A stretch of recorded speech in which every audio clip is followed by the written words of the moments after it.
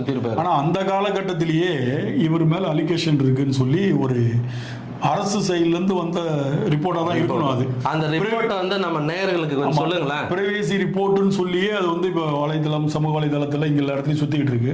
அதில் பார்த்தீங்கன்னா அந்த 2004 2006 வரைக்குமே அவர் ஏதோ ஒரு இல்லீகல் கஸ்டடியில் ஒருத்தரை கொண்டு வந்து வச்சதாகவும், அதில் பனிஷ் பண்ணாங்க, அவருக்கு வந்து 3 வருஷத்துக்கு சம்பள உயர்வு இல்லைன்ற மாதிரி ஒரு தகவல்லாம் வந்திருக்கு.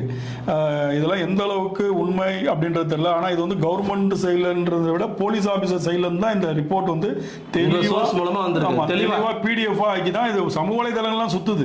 அதுல இருந்து எடுத்த ரிப்போர்ட் தான் அது. அந்த ரிப்போர்ட்டை நீங்க டைரக்டாவே பார்க்கலாம். ஆமா, இது வந்து இதுதான் அந்த ரிப்போர்ட். தெரியுதா உங்களுக்கு? தெரியாது. இதை நம்ம ப்ளே பண்ணி காட்டுவோம். இதுல வந்து அந்த மாதிரி போட்டிருக்காங்க. அப்புறம் வந்து பாத்தீங்கன்னா ஒரு இடத்துக்கு ஊதிய உயர்வு நிறுத்தி வைப்புன்னு இன்னொரு ஒரு அலிகேஷன்ல துரைப்பாக்கம் காவல் நிலையத்தில் இருக்கும்போது பணியாற்றும் போது இவர் வந்து ராதாபுரம் 6வது தெரு எண்ணில் வந்து சாகுல் அமீது மகன் தமிழ்